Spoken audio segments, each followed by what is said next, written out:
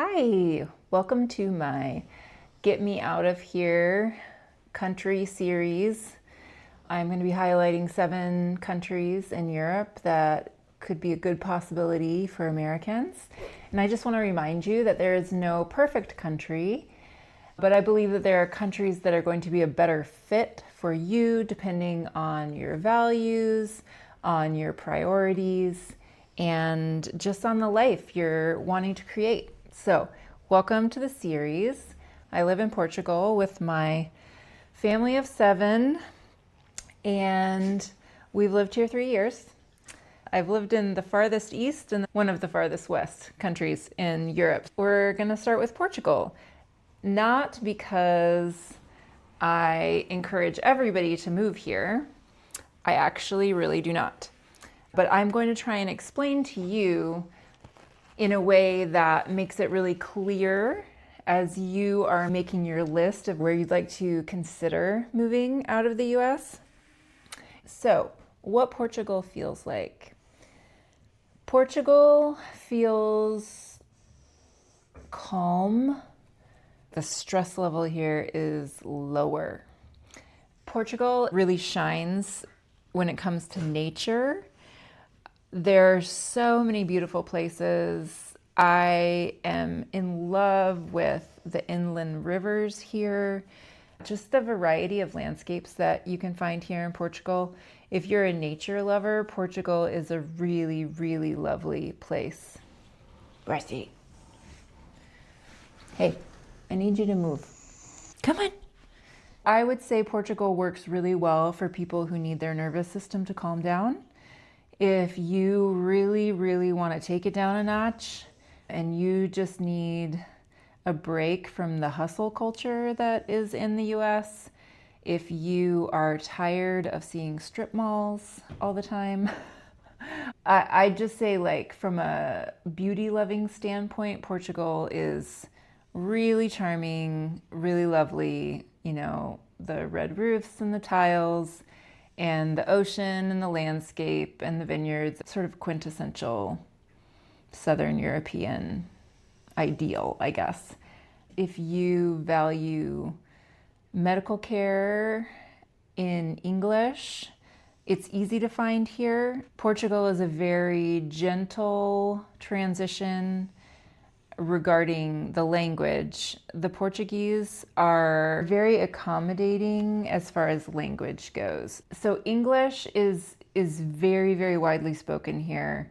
You absolutely can find healthcare in English. There are ways to search for doctors who have English listed as one of their languages that they're comfortable working in. We've been very happy with the healthcare situation here. We've had a child have a major surgery. We've had mental health care. We've dealt with a handful of trickier things, and it's been a good experience. So I would say that if you are either looking for a place that you can get regular medical checks, or maybe you want to travel around Europe, like slow travel, instead of basing somewhere long term, Portugal would be a place that you could totally purchase insurance and you could get consistent care here as like a hub to come back to.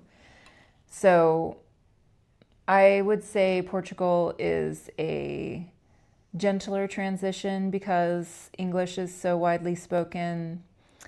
I think in most of Europe, in the cities, English is going to be extremely common.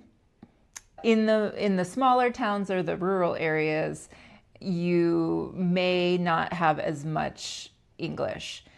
I want to say, I think anywhere that you live, it's really helpful to have the very basics. And I think that if you are the kind of person who's going to be enjoying my channel, you're the kind of person who wants to be a good guest in a country. And the way that you can do that is by learning bits of the language, at least, at the very least, and just expecting to use that in social situations at the grocery store, greeting neighbors, etc. We moved here as a big family, and I would say that people have been kind to us being in a big family. I think in Europe in general, and really most of the world, people are kinder to children than in America. I think sometimes in America, children are really treated like a burden, and that is such a shame. I see the way that people look at children and how much they delight in children here, and that's lovely. I like that. So I would say that Portugal is a good place for families. It's easier when you come when the kids are like younger than 11. We came when our kids were teenagers, and so that makes it trickier in a lot of ways. It's not impossible, but it does make things trickier. Portugal tends to be very friendly for marginalized groups. So there's quite a few queer couples who have moved here and made a life and feel really comfortable here. There's Black families who have moved here, Black single women who've moved here, and really found Portugal to be like a welcoming, safe feeling place. And so I would say that overall, Portugal feels like a safe place to be, especially if America, based on your identity, hasn't felt like a safe place to be. And I will even add, it feels like a safe, welcoming place to be for my kids with disabilities. It feels like a safe, welcoming place to be for all kinds of neurodivergence in my family. We've found really good mental health care here in English. So that just feels really great. And it didn't feel guaranteed. When I was living way in Eastern Europe in Georgia, it was not as easy to get the medical care that we needed in a way that felt accessible to us. And also it was not as easy to get mental health care or like mental health medication or like ADHD meds. Like all of those things were much, much harder in Georgia. So Portugal has been like a big relief in that way for me as a mom with the mix of needs we have in our family. So I would say if you're somebody who can tolerate a bit of ambiguity and sort of like roll with it, there's going to be a lot of that moving abroad, just generally. But I would say, especially in Portugal, like there are systems to get things done, but they're not always straightforward. Our immigration process has been very bumpy. It was really smooth at first, and then the whole immigration system changed several times. I think the system really got overwhelmed because Portugal might have been the fastest way to actually get citizenship living in Europe. People were sort of flooding into Portugal from many, many places because they wanted a European passport. And because of that, the immigration system really got bogged down. They've changed the requirement from citizenship, being able to apply for Portuguese citizenship after living here as a resident for 5 years. They've changed it to 10 years to really put the brakes on immigration. So you really have to be sold on this place particularly to deal with the lack of clarity that happens there. Having a very, very free immigration system hasn't always benefited the country and hasn't always benefited the people who were living here before all of the immigrants like me came. So it's a complicated hot button topic. There are the same types of rhetoric that we hear in America from the far right. There are the same types of rhetoric here. I would say it's not as loud. It's not as many, but the far right group is growing here. So I sort of took a detour here about immigration, but that's a really, really important part for you to know, that I would say the climate toward immigrants in Portugal, while overall on a daily basis is fine, like you hear a lot more anti-immigrant rhetoric. And a lot of the complaints and a lot of the troubles are real.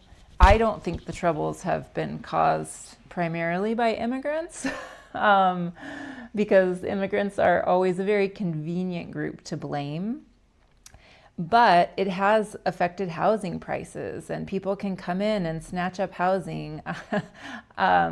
We are not in that group of people. We don't have that kind of money. But it has definitely happened, and so that has driven up housing prices. Housing prices in many places in Europe are an issue, and it's a complicated one. So that's one of the reasons, like, I'm not having a Portugal only channel. I think Portugal is a really good fit for certain groups of people with certain needs and who are having a mindset of flexibility and a certain amount of tolerating bureaucracy. I think even though I am probably a pretty relaxed person by nature, the bureaucracy here, it is rough, because I think the part that I really struggle with is it's inconsistent. Like, half of my family has now been approved for our next residence card, and half of my family hasn't been approved. And eventually I think they will get approved, but it depends on who's doing your paperwork for whatever process you're doing on whatever day. It sort of depends on like the mood of the person and how they interpret the rules. And that's not just with immigration, it's with any paperwork process. I think a lot of Americans who do not do well here are expecting a level of efficiency and predictability that is not going to be found with governmental processes here. Do they get things done? Yes, eventually. Are they respectful and kind to you when you are face to face trying to get something done? Yes. I've learned to carry my whole big pile of paperwork everywhere, my folder of like all of our documents when I'm trying to get something done.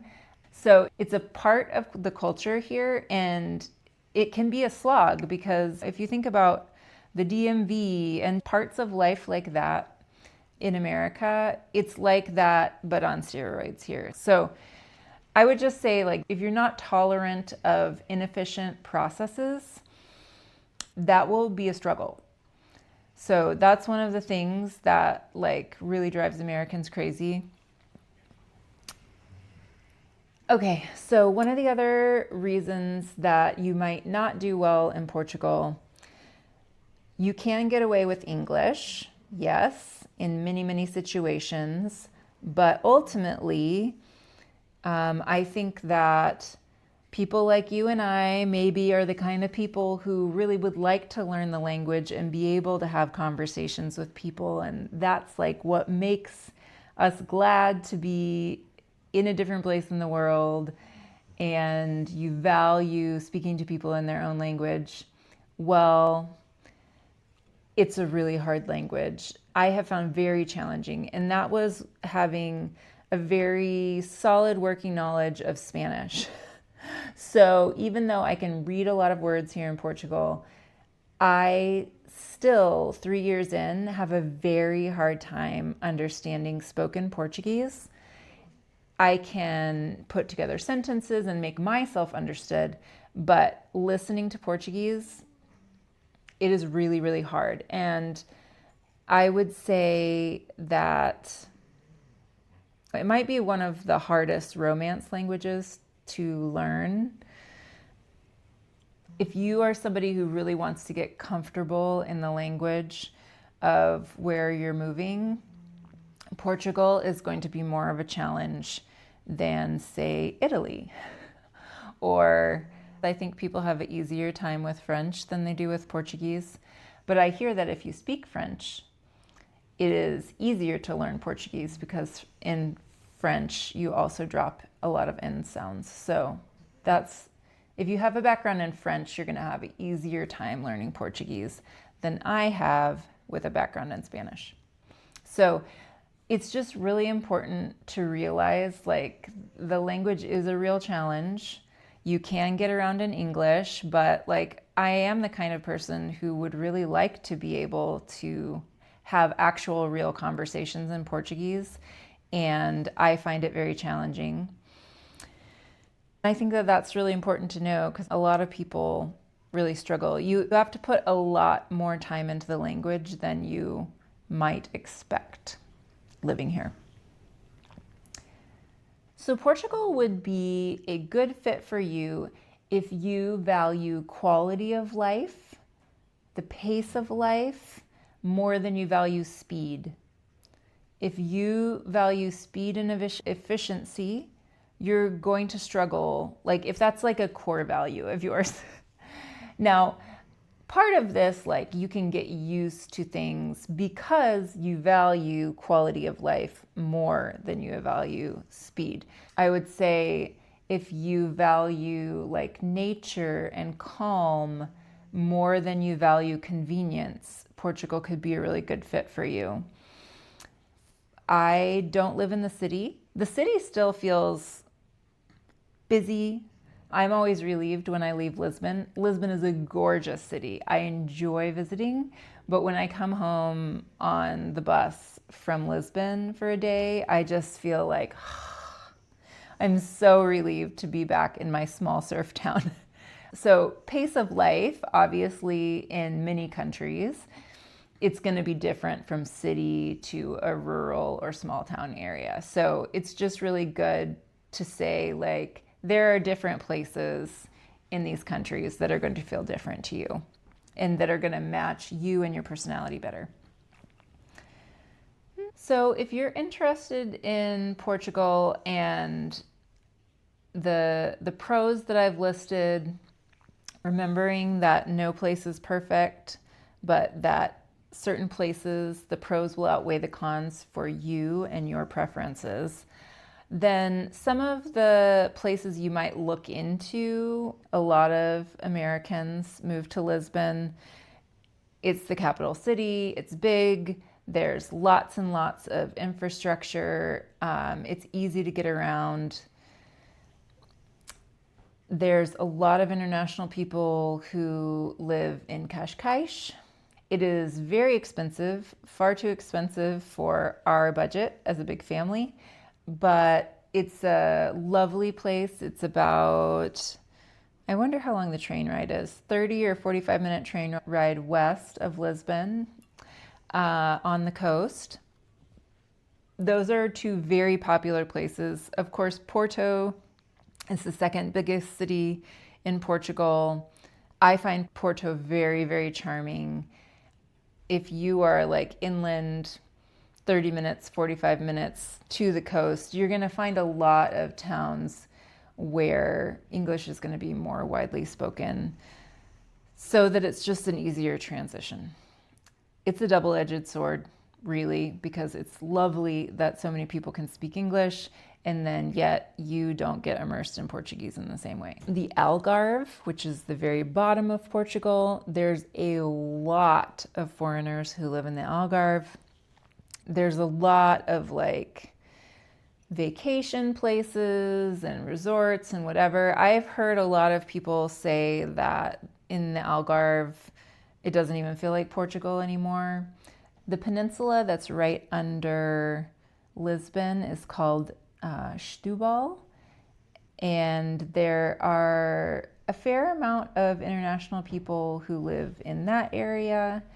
The international people who are looking for more affordable housing and just smaller cities and a little bit calmer of a feel are looking on the Silver Coast. So there's a large group of international people who live in Caldas da Rainha.